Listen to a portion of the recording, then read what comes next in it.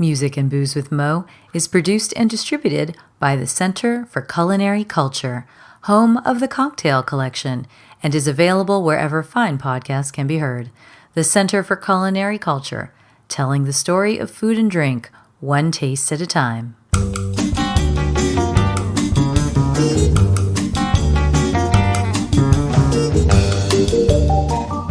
Welcome to Music and Booze with Mo. I'm Mo Herms, and I've worked in the music industry most of my life, so have met some pretty amazing musicians over the years. I also love a good cocktail, and I've encountered some really interesting bartenders as well. It seems that there's a lot of crossover, so when I can, I like to talk to musicians and bartenders about music and booze. Join us at the bar, won't you?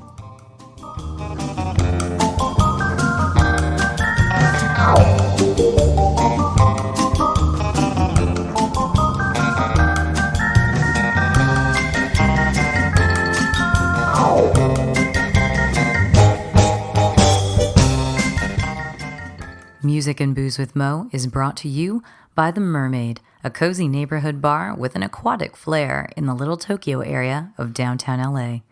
Open 7 days a week, featuring tropical cocktails and snacks, the Mermaid also has a daily happy hour from 5 to 8 p.m. Follow the Mermaid on Instagram at themermaidla to hear about upcoming events and check them out at themermaidla.com. Head to 428 East 2nd Street, Los Angeles, for a drink.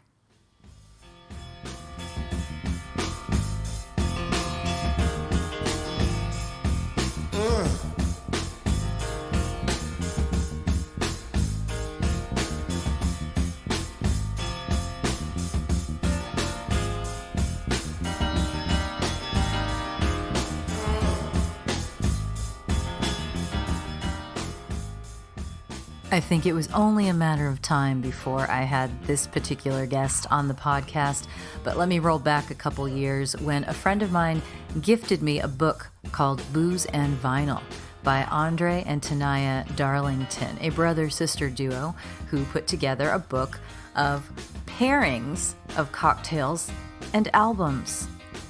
I mean, how could this not be my bag? So, of course, my friend gave it to me, and I had a good time with it on my Music and Booze with Mo Instagram. Some of you may have seen that. Doing a whole month where I pulled out my vinyl and made drinks and listened to the records and took pictures like you do because it's Instagram, and had a really great time. So, I had to reach out and see if I could get Andre Darlington as a guest, because soon he's putting out another book. He's written a couple, and they're all really great. And soon he is putting one out called Booze Cruise, and that is going to take us around the world, traveling exotic locales and tasting exotic drinks. So, since we can't travel really right now, and we're all home bartending, we got to talk about all of these things: music, booze. He comes from a classical music family. He himself went to a music conservatory for bass. And we've got lots to talk about today. It was loads of fun. And Andre, he's got a great laugh. So I know we've been talking already and our levels are good. But I always like to have you start. Introduce yourself. Tell us what you do and all of that. It's always the best part. Yeah, my name's Andre Darlington, and at this point in an unlikely career situation, I write cocktail books pretty much full time. For the last couple of years. I've been writing about cocktails for almost 20 years. Yeah. So it's been a long time. I graduated, just to date myself, I graduated from college in 1998. Which turned I out thought I to was be older than you. basically stepping into the beginning of the craft cocktail boom, and sort of drinking and maturing with it over all these years. Now, you never bartended, did you? Just briefly. Yeah. It was never really a stint for me. I worked at a couple really not great places, like a sort of a Brazilian, like 3-story palace where I made lots of caipirinhas, basically just caipirinhas.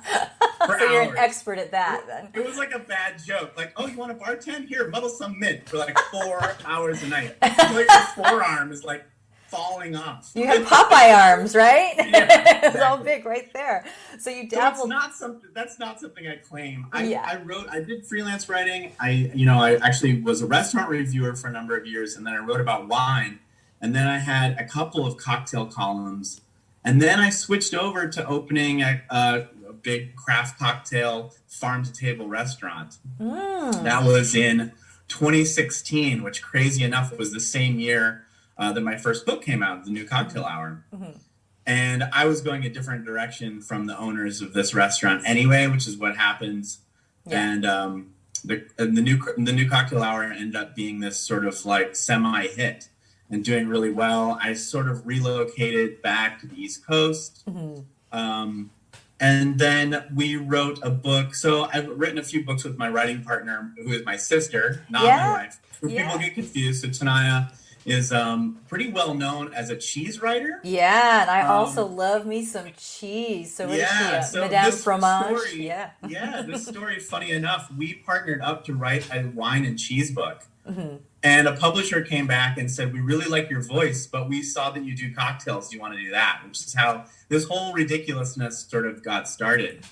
And then we wrote a book for Turner Classic Movies, which was a really cool thing. They basically let us watch, all of the Turner Classic movies we wanted to and choose what we wanted and pair stuff with that. That is such a dream to me. A dream. It was really a master's degree in American cinema, which I love anyway. But, I had to dive into those pre-code films and Prohibition era films. So great. Which are just so amazing. I mean, I fell in love with it, and it was such an awesome, just crazy, like, what is happening? Like, how did this suddenly happen to us?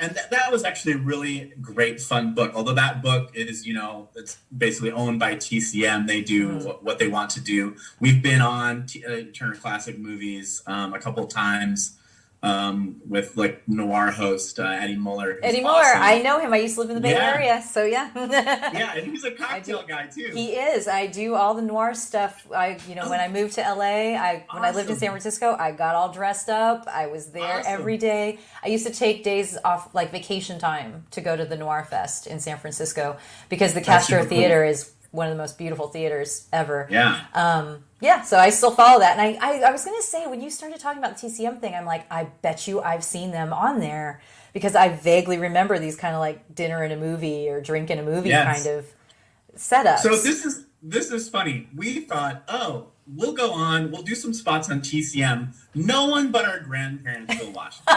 Oh, no. But as it turns out, all bars have TCM on because it doesn't have commercials. Yep. So it was about 2 years of getting texts from the most random people from like high school, former employers. People would be like, I think I just saw you on Turner Classic Movies in a bar. So we were not incognito on that one. No, but this is a good lead up to when you got to the Music and Booze. I'm sorry, I say Music and Booze, but the Booze and Vinyl book, which was a book that was given to me a couple years ago. Well, how long has it been out now? Is it like 2 years now? It's been 2018. Yeah. So 2 years. So I think it was pretty new, and a friend of mine gave it to me, and they're like, Mo, this obviously is a book you need to have. And I was just like, I dream about doing this. Because I'm always listening to records, and what is the drink that goes with it? And we'll get to this with you as well, although I feel like you've already kind of done it. During the course of these interviews, when I talk to the bartenders, I always ask them for pairings. I tend to be like, hey, when you're home chilling out, what are you drinking? What are you listening to? What are these things? And here was a whole book with beautiful photographs of LPs. Where possible. Well, I did the LPs. You didn't. You guys kind of did a what is it? It's like the imagination of the LP, because here's like the Saturday Night Fever thing. So you've got the cool 70s font and the Prince purple colors and all of that. And I was just like, they did a whole book. They did a whole book of music and booze. This is incredible. So how did that come about? Yeah, that's a really fun project. And just going back to the artwork in there, which is amazing. That's this guy, Josh, who we worked with for our other books. And, some of those fonts, he was pulling fonts off of the band art Oh, wow. And Yeah. so some of it, which was interesting and actually spurred the creativity, is I don't think that for licensing they were allowed to show that That's, much cover I art. was just going to say, So I realized so that the licensing would have been out of control if you actually yeah, used the out of cover art. control. So they recreated this. We rented 2 hotel rooms in Philadelphia and just styled out that book for a week. It Oh, was such a crazy experience, and everybody on set brought their own vinyl, and just to listen to at the yeah, studio. yeah. It was really fun. Booze and Vinyl happened because we had written the other 2 books, and it kind of happened on a fluke. We grew up with my father was a classical musician, and we grew up with this turntable in the middle of the house. And being a classical musician, there were always people playing music in the house, Yeah. but also always vinyl. Yeah. And Yeah. I just, as a child, it was like a coming of age thing when I actually got to like touch the record player and flip the music. You were and like trusted. not scratch it. Totally. At like 6 or 7 years old. I'm like, sure you putting were on very music for dinner. delicate. I could just see you like barely like touching it down. Yeah, for people that didn't grow up in like the hi-fi era, people were very serious. There was Yep.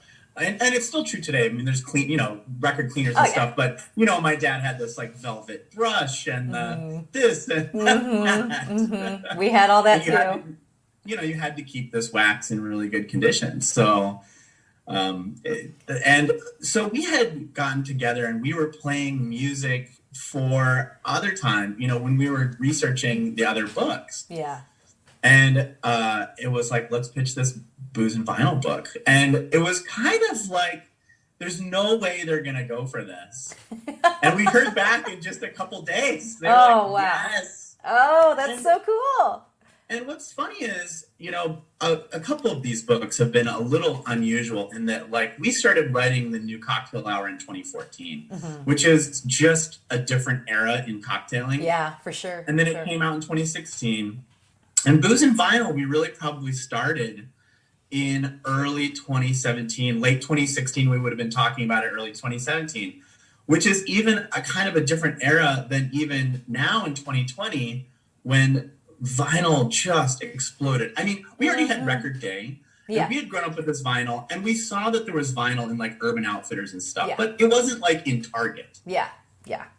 And so we couldn't really have predicted that this book would really kind of become what it did. Yeah. It was like, we'll just put out this cocktail and vinyl book and try to do as good of a job as we possibly can and curate albums. So, if it's an old person that knows this music, they'll really identify. But if they're a young person coming out of college, it's like, this is the cradle, this is part of the cradle of wax that you should own. If you're going to go into Urban Outfitters, don't buy this, that, and the other thing that just came out last week. Buy these albums that are really these touchstones and really these fundamental albums.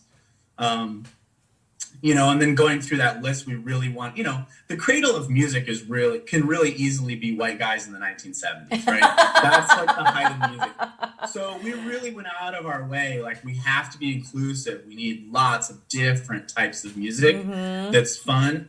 And, we had listened to that. And, there's albums that are so wonderful and great, but they're not that great for listening. Or those classic albums that are really amazing and they have that 1 10-minute song that just like ruins side B, No.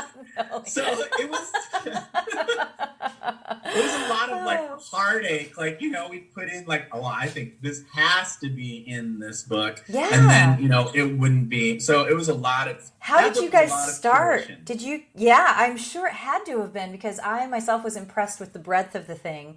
And then, of course, I have an Instagram page for the podcast. And when at some point I'm like, I'm going to pick a book. And then for every other day this month, I'll do a drink out of this book, right? Yeah. And I had yours, and I was like, I can't wait to do this one. And I started going through it, and it was like, okay, which one of these cocktails do I have on vinyl? Unfortunately, I've had records since I was a child, but I've also gotten rid of a lot of stuff as the years have gone by. So I did too. We all flushed and then rebought. Yeah, right? Totally. I have no CDs left. I think I have like 24 CDs, but I still have a decent amount of vinyl. And I remember looking through this, and like it was like Interpol. You had Interpol in there, and I'm all, how do I not have Interpol on vinyl? Oh, because they were the CD era. So I went and ordered it for myself and got it sent home. But I loved it. It was such a... So good on vinyl, too. Of course it is. I mean, that was like a no-brainer. I felt like an idiot that I didn't have it on vinyl. But when I looked through the book, I was so impressed with the range, not only in time, because obviously we mentioned, you know, this album from the 2000s, an Interpol album, but you had like Isaac Hayes in there. You know, it was a nice range of artists and time periods and such. So how did you guys start with this? Did you just make a list of all your favorite stuff and then start whittling it down? Or how did you decide? Start with a monster, like so many projects, it starts with this monster list. Yeah. we started to throw in stuff that we loved. And then we were like, it's not our book, you know? I mean, we can't just have the albums that we personally loved. It really has to be this sort of compendium of albums that everybody can, you know, that every type of person could pick up this book and be like, oh, I see me in this book. Yeah. You know, and it was a lot of relying on lists, you know, Rolling Stone, M&E, you know, the different lists that have come out over the years of what's important. And, you know, I know these from books and stuff. And again, some of those are, you know, some of the most famous albums for critics aren't that listenable. You know, so it was like this, how do we have some stuff for the cheap seats? How do we really teach people some history? So it really did just kind of roll around. And then once we started to dig into an album, certain albums just really started to speak, or they didn't. You know, so we had some albums, you know, one of the ones I love is Blondie. I was totally thinking of that. And I started to research Blondie, and I run into the menu from Max's Kansas City. Yep, I've seen that. And it has a Blondie cocktail on there, which we know as a Golden Cadillac. But it says something like, you know, the new hip girl Debbie with her blonde hair. And I'm like, oh my God, this is the cocktail that they were drinking while she was playing shows here or hanging out here. And I was like, that's it. Albums that ended up in there just kind of really leapt out. It's like, me, you know, they really kind of chose themselves. And there wasn't, you know, we have some stuff that we left out that's like, oh my God, I can't believe we put it in a book and left that out. But just how the cookie crumbled. Yeah. So what was the process for you guys of pairing those drinks? I mean, obviously you mentioned the Max's Kansas City menu, which I've seen. I think that's the one where they had a Ramones drink and an MC5 drink. Yeah, I've seen that menu. And it's incredible. I remember just seeing that at that time. I was all, oh my God, most of those drinks looked nasty. But who cares? They're so nasty. There's like 70s drinks. Yeah, it's Max's like Kansas cream City. And Galliano in them. I know. And you know, I have to say, when I was testing out some of the drinks in your book, I have like a sample, like an airplane bottle of Galliano that I got from somewhere, and I'm all, you know what? This is all I need. This is gonna work. This is the moment. Yeah. And it's actually delicious. It was fine. I know. It was fine. I've been afraid for so long. They're all a little headache inducing, and they're all for 20. They're like 20-year-old drinks for 20-year-olds. They're all really sweet because that's who was drinking at Max's Kansas City. It's hard to even imagine that these kids were like 18 years old. I know. Like playing in the Velvet Underground, and you're like, oh, okay. And drinking those drinks, and so drinking like drinks that we consider now like shoo drinks, you know. But some of it. So the drinks were from all over the place. Sometimes it was a song title. I really went through and really tried to research what these folks drank themselves, you know, which is how we ended up with the Rolling Stones, where there's all this stuff about Keith drinks. I think it was after they went down to Muscle Shoals, he just started drinking Jack Daniels. Yeah. And you know, some stuff and some you know, if you do Google image searches, you can sometimes figure out bottles that people have on their amps, which was kind of cool. So there was some of that. And there was also lots of, hey, this needs to be, this could be baby's first cocktail book, right? We're getting music people into cocktails. Let's make sure that we have some of the really great classics in there, and we teach people how to make a good Manhattan, for instance. So who gets the Manhattan? Well, Frank Sinatra, probably. You know, I mean, there's some of them just kind of like process of elimination. We were like, Manhattan with, you know, that Frank album, so amazing. And then there was stuff like, you know, who gets the old fashioned? What's the most fundamental whiskey drink album that you can think of. Well, we've got Tom Waits. Nobody's going to beat him. So there was a little bit of that going on too, where it was just the vibe of the album. When you put on that Tom Waits album, you're like, I want the most classic thing that you could possibly make, which is either just like whiskey on the rocks, or if we're in the cocktail world, like let's make an old fashioned for him. Yeah, well, the one that I mentioned already was Interpol being like, oh, this seems relatively recent, and here it is. Yeah. And one of the drinks with it was the Black Manhattan, which that drink, since I did that drink in that book, that drink has not left my regular repertoire. Oh, so amazing. Because it's so like simple. It's so easy, and it's a go-to, and it's basically my husband's default now. Is the Black Manhattan, awesome. And it was because I was reminded of it, and it is relatively newer. All of that relatively newer. And I'm like, this is fantastic. So, already knowing all of these drinks and being familiar, and oh my God, am I really going to make a Harvey Wallbanger right now? Okay. I'm like, yes. But there was stuff like that too. That was just a wonderful find. Were there any pairings in the book that you're particularly proud / excited about when you guys came up with them? Well, there were some that were harder than others. And so I remember the ones that just stumped us. Oh. And one so it was the accomplishment of making it. Yeah, one of them was Beck. And we're listening to this album, which is so good. But I think in the book we say that it's like some kind of alien jukebox where every song comes on and it's a hit, but it's not a hit on our planet. And it was like, what do we do? And we came up with the Matador, which is kind of like this deserty tequila Negroni variation. Oh, I got to go back into that one. Yeah, it's a Negroni with tequila or mezcal. And it's like, this is so delicious and so messed up. And it's so back. Because he's like, is he country? Is he desert?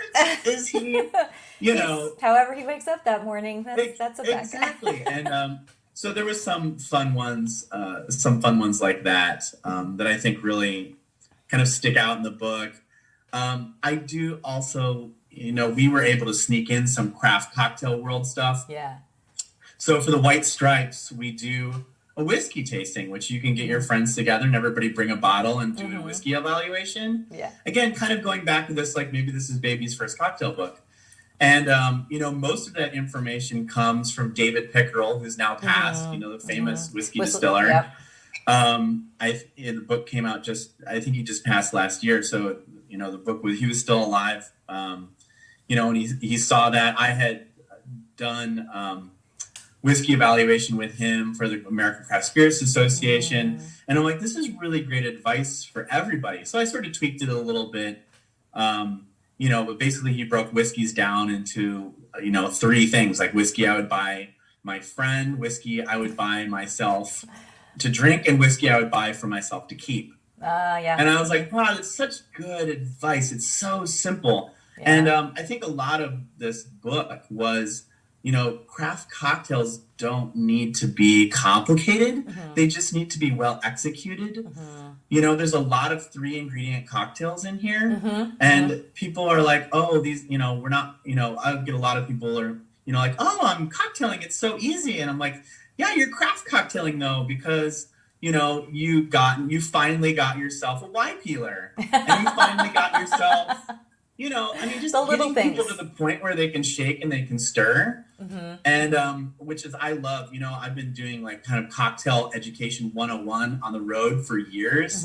And I think it's because I was a journalist and I wrote for like weeklies and stuff. Yeah. I'm really used to people, like I'll walk into an audience or you go to a fundraiser and people really know nothing other than the cocktail their parents used to make. Yeah.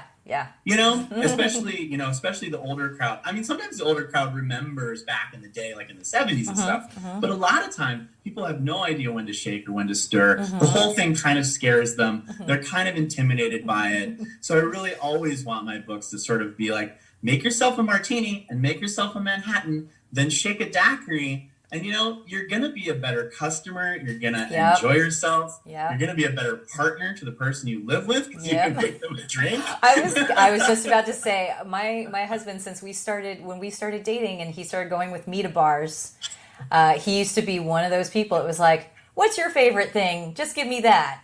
And I'm Right. like, you can't say that to them because they're just, they want to know what you want. And so Yeah. it was like a little retraining. And he also used to just go in and just blindly drink shots of Fernet, right? So he didn't taste anything after a while. And between me and a couple bartender friends teasing him about it, he's gotten so good. And he actually teases me now if we do tastings. He's a car guy, so he likes to compare his tastings to cars, just to be a pain in the ass. I'll be like, oh, it's kind of got a vanilla this. He goes, I think it tastes like a steering wheel in a Cadillac, and the '70s Cadillac. There's a book idea in there. You should tell him that. There you go.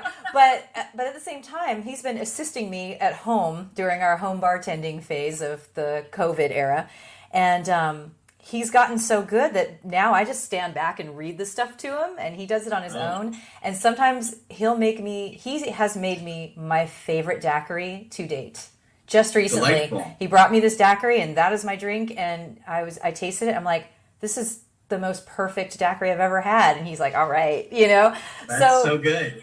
So you're doing I want to say the Lord's work, but you're doing everyone's work, getting people unintimidated by this process, of learning more about it and just having fun with it, having fun with drinking. Absolutely. I really love proselytizing good drinks to people, It's so often, we went through this whole food boom where people are eating organic food, eating out of fancy restaurants or stuff, and it's like, what you drink is exactly the same. And I just, it's something you can harp on in this country forever. Yeah. We'll always have like the threats of White Claw and stuff. We'll always have, we'll always have the barbarians knocking at the gates. And so we have to be out there, not to judge that stuff. No, totally. Everybody's got an audience, right? But you can also encourage people to, especially, during this time, it's like, and there's so much that is made here in the United States. That you may not be aware of. There are exclusive flavors that come from the it's that farm to table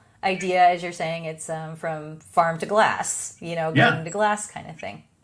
Yeah, so I'm really a true believer. I kind of came up through that craft cocktail era. I remember before, part of it is maybe I remember what it was like before, which had some cool aspects. People don't realize you walked into a bar, there was no menu. You had to figure this out. Totally. And it was like a secret thing. You basically watched somebody older than you and you kind of pointed and you're like, what is that? Oh my God, totally. And just wandered your way around the bar drinking stuff that was just awful. Totally. Because you had no idea what it was.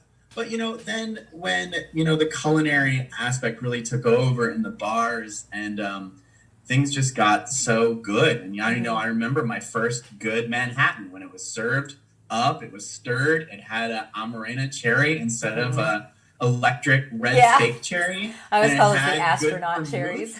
Yeah, and it had good vermouth, and it was like, oh my God, let's never go back to how it was before, and there's always a little bit of a danger that we could slump back. So yeah, it's true. Well, you in doing this book, one of the things that drew me to it, of course, was that I've always seen this connection between music and alcohol, music, liquor. There's so many, I'm sure you already know this, so many bartenders who are also musicians or DJs, they've been in that world. It's that creativity. And you yourself also were a musician too. You come from a musical family. Yeah. So it couldn't be avoided, right? I never really thought, I really never thought I'd write a music book or a book with anything to do with music because I was so heavily in food and beverage. So this was this kind of incredible gift where I was like, oh yeah, this is what I do. So I graduated from high school early to go to conservatory for bass. Wow. And then I didn't continue on, which I think was probably the right thing since classical music has really, had some the last 20 years have been tough for classical music. And in my family, my dad was already in it, so I knew what that life was going to be and how hard it was. But yeah, I did a stint as a DJ in my misspent youth. I told you I DJ'd for 10 years. I DJ'd on radio, but I also did I'm never going to say I was a wiki whack DJ, but I did DJ at clubs.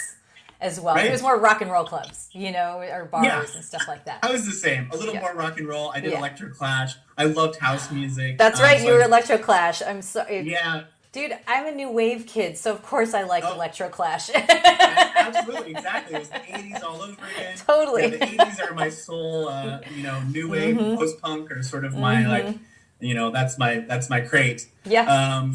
But when Electro Clash came out, I thought that was super fun. But also in food, going back to food and bev, I mean, I think it's awesome what you're doing, collecting bartender playlists, because I feel like in my life, bartenders, waitresses too, bartenders and managers, they are in the know. That music flies through that scene like a virus. And I feel like I've gotten so much of the music that I love from the service industry.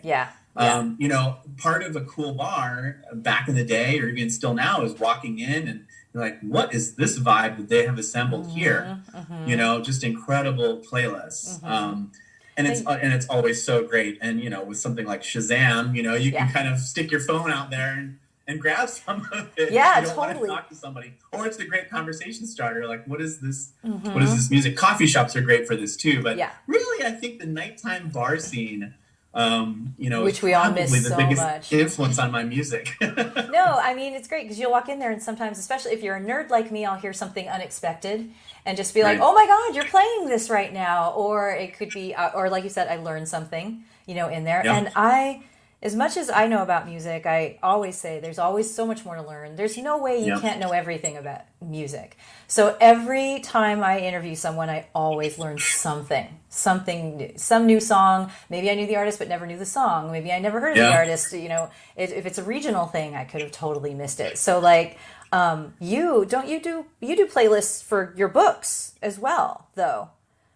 Yeah, I did. I have a playlist for like movie night menus, which is sort of like old school jazz stuff. I mean, I'm always sort of creating playlists. Yeah. So then I'll just make one and like make it public. I don't know. I think Imbibe I did like a holiday playlist for Imbibe when they were doing a few of those. So some of them have gone out there and people listen to. For my most recent book, this Booze Cruise book. Yeah. It's 40 destinations around the globe. So it was just this monster project. So I decided, well, I better hit some of these cities that I haven't been to or haven't been to recently. Yeah. So I went around to 11 of them and I spent 4 or 5 days in each city. And so I just created a playlist in advance because I feel like I can find out so much more about a place by getting into it's like oral, headspace. Absolutely. So I have some playlists for that, which is one of the ones I made for you. It's kind of just a compendium. I'm super excited to hear that. Of some stuff that I heard around the world, Yeah. And the world gets pretty like international lounge, as you can imagine. But with some really amazing regional variations. Yeah, I'm sure. Especially when you hit like Bangkok and Tokyo, I haven't been to Thailand.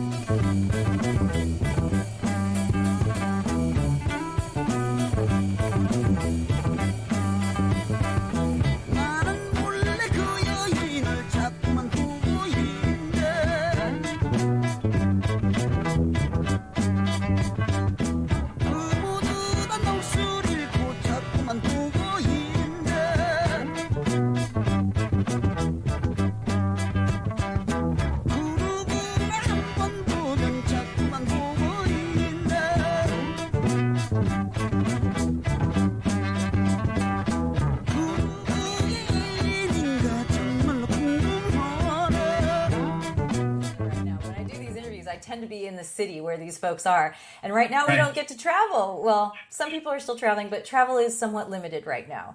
So your book is coming out in April, if I remember correctly? Yes. Booze Cruise? Yeah. And so, you got to talk to us more about this book, what it is, because we're going to have to travel vicariously through you, this book, the drinks, the playlist, everything you put together. So, this is this wild project. I had pitched as so often happens, bookmaking is a little bit like movies in that you put an idea in and something else totally different get caught back at you, and all of a sudden it was like, well, I'd sent a much more limited idea. And the press was like, well, why don't you just do a global cocktail book? And I'm like, why don't I? That's all a write-off. That's a really tall order, you guys. Wow. But it ended up being 40 cities around the globe. Wow. Everything from London to Taipei, basically. And I had and basically I decided that I needed to go around the world, mainly because I hadn't been to Singapore, which is this crazy hot cocktail destination. And I basically said, like, that's fine. I've been to a lot of these cities, and I can get boots on the ground there and we can pull this together. But I have to go to Asia and see what's happening right now to be up to date, because it just changes so fast. And, it's so wild. The book got green lighted in like early 2019. I went around the world for 65 to 70 days, something like that. Wow. In a full circumnavigation of the globe. You just stick with 70 because of the movie. Around the world in 70 days, right? Isn't that the movie? Yeah, it was around the world in 70 days. I thought I was going to, most of my friends were like, you're going to die. I know. That's what I'm thinking too. Party, and they were like, you're drinking around the world. You're going to die. So bye. Yeah. I mean, you did 40 locations. And by 40 locations, I'm guessing that's 40 bars. That you went So I did 40 cities, but I only did 11 going around the world. Okay. So on this particular trip. Wow. I had been to Paris, I'd been to Madrid, stuff like that. So I went east, I hadn't been to Kiev. Got it, okay. So then I went down, and then through Asia. So this was just part of the book. Amazing. But yeah, and then I literally slid home. I was in Shanghai. Now we know that COVID was already there. Oh, and I slid back to the United States, back to Los Angeles, basically mid-January. Oh my God. And then everything shut down behind me. And it was like, wow. What a bizarre timing. And this book is going to come out as the world is slowly starting to open back up too. Yeah.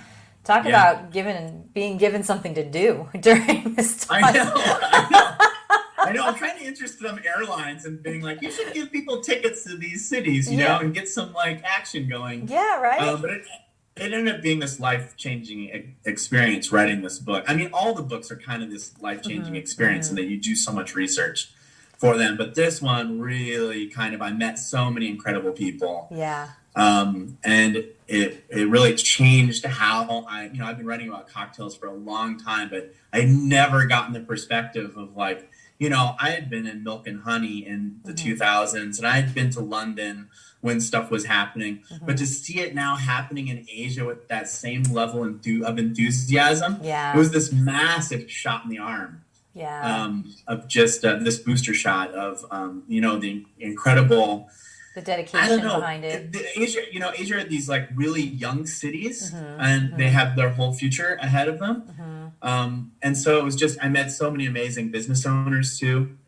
But anyway, that book is going to be really fun, and it's going to be, armchair travel. Yeah, for sure. I made it so that people can get the ingredients. There's a couple weird things in there, but it's all available online or from like grocery stores. Either Middle Eastern or Asian grocery stores or South American grocery stores. Awesome. Yeah. So what I want you to pick, like, I don't know, maybe just 2 right now. Destinations that you want to go back to as soon as possible. If you could, 2 of those spots. It's got to be Singapore. I'm thinking that's got to be one of them. I mean, the big ones. So to do the some of my favorites, maybe that people wouldn't know, because there's obviously London, Tokyo, Singapore. Kiev was an unbelievable experience. Wow. It's a really I love that city because it's physically pretty small downtown. So it's a city that you can bar crawl, kind of like in a New Orleans style, or, if you're doing Lower East Side in New York or something like that. It's like almost this neighborhood where the bartenders all know each other. There's all these speakeasies, and the level of cocktails is just unbelievable. Amazing. And they're really inexpensive. So that was a great discovery. That was a great discovery. Yeah.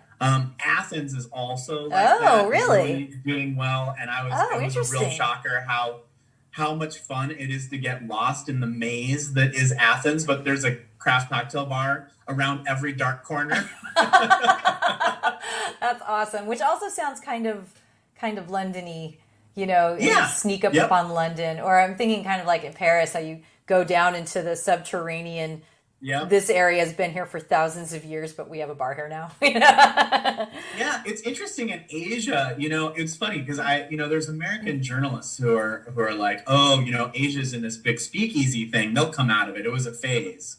And I'm like, I'm not sure it was a phase because these were opium dens before that, you know, or these were these other illicit things. And these bars are opening on these streets that had illicit activity. And the governments are like, well, now they're cocktails. Yeah. And it's really funny because I don't see the speakeasy really going away. No, it's not in the way that here kind of, but again, it's like in New York on the Lower East Side, it's a speakeasy neighborhood. There's some places just built for that kind of atmosphere. Yeah. And so, LA too, with its theatricality and, you know, the LA bars, so many of them are like these movie sets you go into. And, you know, it's so amazing. And I love, I mean, part of the cocktails is the pageantry of it all, right? Totally. So, yeah, it's, the speakeasy scene globally is really quite fun. That's so cool. I'm so excited for that book when it comes out, really, because I've missed traveling so much. I really have. And even just looking at the pictures, but making the drinks, because I like to explore that. Making those drinks will literally be a little taste, you know, of what we could get. And that's just wonderful. And then we've got the music one, so we can listen to music. And you did give me a playlist that kind of goes with that book, but maybe now we should do the social media stuff for you so that people can find you. And right now, Booze Cruise is already on pre-order, right? Yep, Booze Cruise is in pre-order. You can get it through, and, you know, support your indie locals. You can go into any bookstore in the country and ask for it. They'll order it for you. You know, you've got some great bookstores there in LA that maybe, hopefully, when this is over, I can be doing events there. Otherwise, it's also, you know, of course, available on Amazon. I'm basically Andre Darlington on everything, on Twitter, Instagram. Booze and Vinyl does have a boozeandvinyl.com. Oh, cool. Okay. I'm always tweaking a little bit. It's a fun website out there. I'm thinking of sort of adding a little bit of a community out there so that people can throw their pictures and their cocktails. Oh, that would be great because I have a lot of pictures from when I did that. Yeah. And some I was very proud of. That's so awesome. And there were some I'm like, this turned out so well. Like, I think it's Saturday Night Fever when I did was so good. I'm like, I'm proud of myself right now. You know, it's so awesome to see because so many people are like, love the book, love your pairing, but I'm doing my own thing. And that is the point. You know, the whole book is just this inspo. You know, do the drinks that are in there, whatever, you know, anytime somebody's making a great drink for themselves, I am happy, you know? Yeah, and a friend of mine put out a record last year, and he was supposed to go tour Europe and come back here with it. And he, you know, couldn't because his tour started in March. So all that got canceled, but we talk on the phone. We're both huge Mezcal fans. And I'm like, dude, okay, I want to come up with a drink for your album. I'm still working on it. But honestly, I may not have thought about that had I not gone through that book, you know? I'm like, let's make a signature drink for your record. And obviously he and I are probably the only people that would ever drink it. But still, it gave me something to fool around with. And then I'd be like, so how do you feel about hibiscus? He's like, I love hibiscus. I'm like, awesome. Okay. Yeah, I feel like getting the creative juices flowing, you know? I mean, part of what I loved about the pairing of Booze and Vinyl is that this vinyl is so tactile. And like when you get the vinyl, I mean, I remember like the vinyl art falling out and you were like, suddenly, saw this. Oh, your face went away again. Don't worry about it. Okay, I'm back, I think. Yes. You know, the vinyl was this, you know, analog experience where the art would fall out and you felt like you were part of this larger community. And cocktails are the same way. They're this tactile, wonderful thing with these histories, but also, you know, just encouraging people like you're doing to make up a drink. Like, you know, it's for so many people, you know, you own a bar, but for so many people at home, it's like, that's kind of scary to them. But then once they do it, they just understand the material so much better. And you find people that become mezcal heads then, or gin heads, or, you know, you just got to follow your passion and, you know, stick an orange peel on it. Like, it's not going to hurt it, you guys. I know, totally. I mean? And something that people, I'm like, you know, you can always dump it out if it's no good. You have to ruin the drink, really. You know? Or what my husband does is he's like, yeah, this isn't good enough. Let's just add more booze. And then it's fine. He's like, you can always make it better by just adding more booze. But, you know, you're educating people with your booze cruise, too, because that's going to introduce folks potentially to flavors that they don't think of or aren't as familiar with. But, you know, I don't know if you've got like yuzu in there or, you know, if it's, you know, what the yuzu, foreign things. Is there Singani in there or something? Yeah, there's this great Korean it's like a fruit syrup called like Mazel Wonak, and I have that in there. Oh wow! And it's available at Asian stores. Yuzu. I think Pandan has made some inroads in the US. Oh, I've got Pandan at home. Yeah, exactly. I go to my Asian market. Some stuff that'll be recognizable to people. Yeah. I have a really fun drink from Peru, which is I'll probably mispronounce, but it's emulente, which is this basically it's horse grass with other herbs. Whoa! And they make it sort of as this tincture, like a medicinal tincture. Oh wow! But of course, I booze it up. Yeah. And you can get these emulente packets at like a grocery stores. Oh, it's I've like never a tea. heard that. So there's some really like wacky stuff that I think people will be like, wow, this is a new flavor to play with. And I can't wait for bartenders too to play with a few of these things that are a little wackier. And it opens up your world a little bit, all that. Yeah. Stuff. So, so at Instagram, at Andre Darling, or Darlington. I always want to say darling because it's a candy darling. I'm all with my Velvet Underground thing. Andre Darlington. And you can track all your books and all that stuff there. And Booze Cruise is up for pre-order now. Everything else is out there in the world already. Yes. So I don't know if there's anything else you want to pimp before we sign out. Are you on there? No, I just want to pimp craft cocktails, and I definitely want to do a shout out to everyone who has been sitting at home and the bars that are trying to make it through this time. They've been just an enormous inspiration. Yeah. And I would on a hopeful note, when the craft cocktail boom first really took off in the early 2000s, it was a lot of home nerds coming out of the closet and coming into bars, and they already knew their drinks.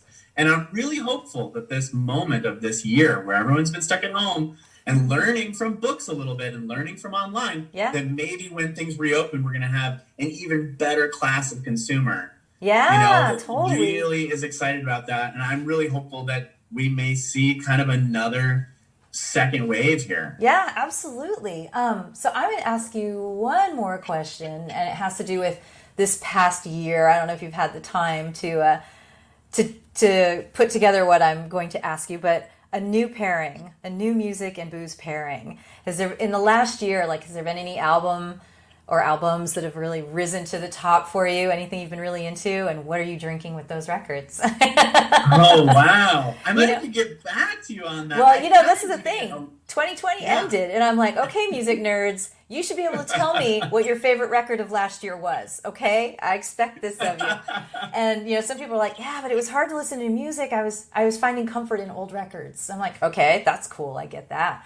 So, you have to have a new record that you love. That's interesting. I'm trying to think. I buy a lot of music, but I buy a lot of it from second. I have a couple great secondhand vinyl places near me here in Philly. So I do pick up a lot of stuff secondhand. I do a lot of jazz. I'm always looking for soul or the amazing world section, where you find your Brazilian music and whatnot. I did quite a bit of listening to Mac DeMarco. Oh, wow. For some chill out music. Yeah. I was doing some tropical stuff with that. He's just got a really great, relaxing vibe to put on a Sunday.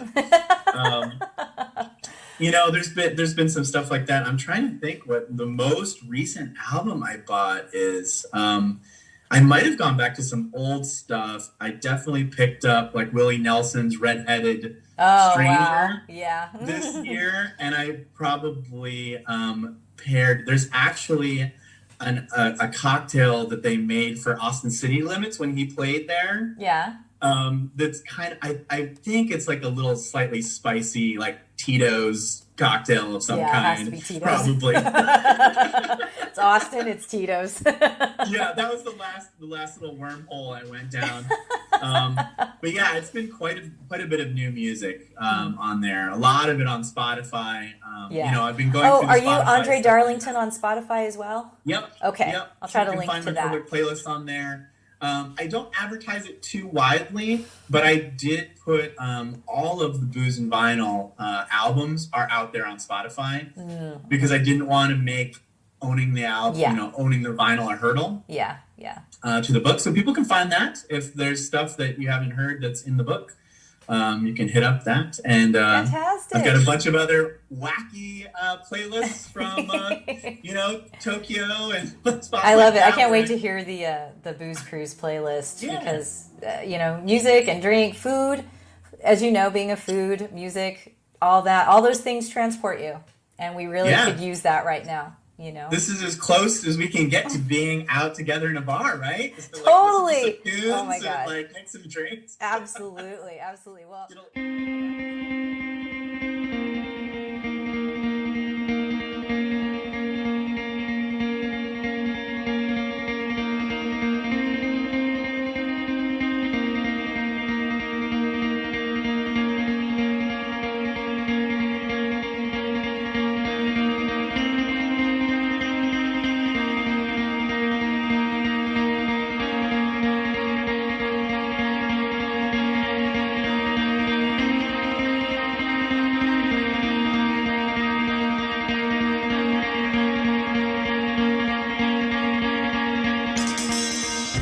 Well, you have to be encouraged to go out and get booze and vinyl so that you can do your own mixing at home. It's not that hard.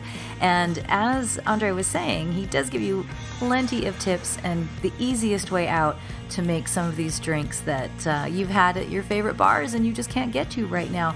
Of course, I'm going to encourage all of you to get drinks from your local bars if they are offering to go. Help them stay afloat. I know from personal experience that bars are hanging by a thread, and if you want any semblance of your neighborhood to return when all of this is over, then that's one way to try to help. And also, order books from local stores. So if you're interested in getting booze and vinyl, or if you're interested in pre-ordering Booze Cruise, of course you can find it online in the usual spots, but you can probably find it online at your local bookstore as well, your indie bookstore where you could do curbside or maybe even have it delivered to your place. So definitely check that out. Booze and vinyl, super fun. I cannot wait for Booze Cruise.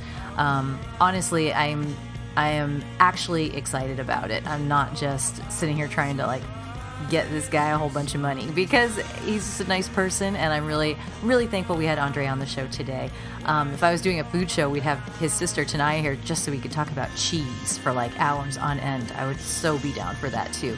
Again, check out that social media. It is at Andre Darlington, and there are websites for all of the above as well. And he did give me a playlist, which we discussed, and I will have it linked in the podcast over on Podomatic and on the Music and Booze with Mo Facebook page. So thanks for tuning into this one. I think you all have some reading to do.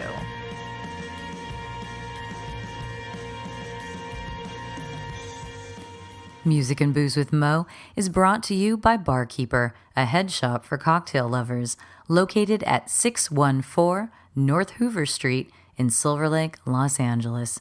Stop by for barware, vintage glassware, a carefully curated collection of spirits, and one of the most impressive selections of bitters anywhere.